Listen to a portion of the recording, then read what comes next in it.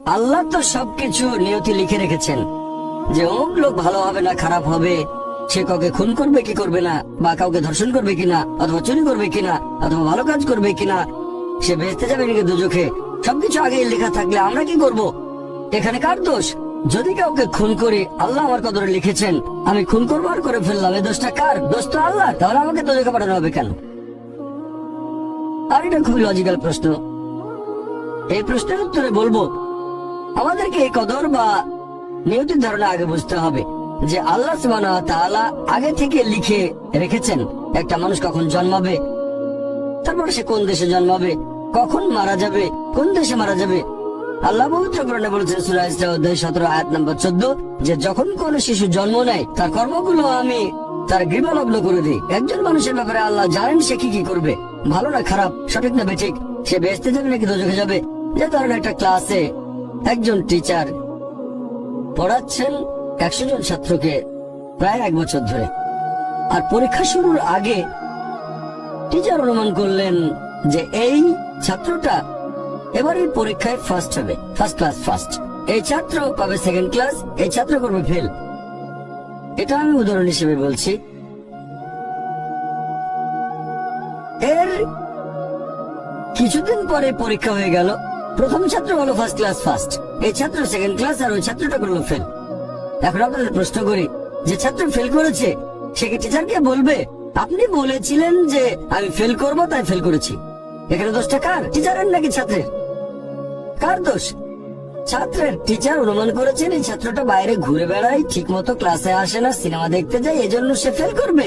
ওই ছাত্র মোটামুটি মাঝারি, এই ছাত্র খুব মেধাবী, অনেক পরিশ্রম করে, তাই টিচার পরীক্ষা শুরু হওয়ার আগে অনুমান করেছেন এই ছাত্র হবে ফার্স্ট ক্লাস ফার্স্ট, এই ছাত্র সেকেন্ড ক্লাস, ওই ছাত্র ফেল। তারপর আসলে ওই ছেলে ফার্স্ট ক্লাস ফার্স্ট, এই ছেলে সেকেন্ড ক্লাস, আর ওই ছাত্র ফেল। টিচার অনুমান করেছেন, তার মানে এই না যে দোষটা টিচারেরই হবে। টিচার সবাইকে পড়িয়েছেন সঠিকভাবে, সমানভাবে। একইভাবে আল্লাহ সুবহানাহু ওয়া তাআলার আছে ইলমে গায়েব, তিনি ভবিষ্যৎ সম্পর্কে জানেন। কিছু জিনিস ঠিক করা আছে যে এই লোকটা জন্মাবে অমুক দেশে, জন্মাবে অমুক দিনে, আর সে মারা যাবে অমুক দেশে অমুক তারিখে, ইত্যাদি ইত্যাদি। তার পরিবেশ ধনী হবে নাকি গরিব হবে, তবে পছন্দটা এখানে আপনার।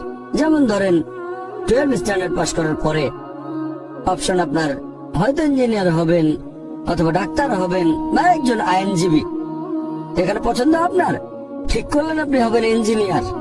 এখন আল্লাহ এটা আগে থেকেই জানেন যে 12 স্ট্যান্ডার্ড পাস করার পরে আপনি ইঞ্জিনিয়ার হওয়ার চেষ্টা করবেন, তাই আল্লাহ আগে লিখে রেখেছেন। ব্যাপারটা এমন না যে আল্লাহ লিখে রেখেছেন বলে আপনি বেছে নিচ্ছেন, যেহেতু আপনি এটাই বেছে নেবেন তাই আল্লাহ আগে লিখে রেখেছেন।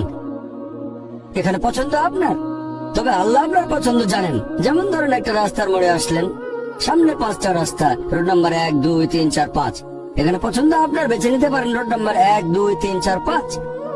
আপনি গেলেন রোড 2, এটা আগে থেকেই লেখা আছে আপনার নিয়তিতে যে আপনি যাবেন 2 নম্বর রোডে।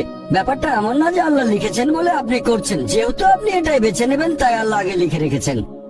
তাহলে পছন্দ আপনার। আপনি চাইলে টাকা উপার্জন করতে পারেন ভালো কাজের মাধ্যমে, হালাল উপায়ে, অথবা পারেন চুরি করে হারাম উপায়ে, পছন্দ আপনার।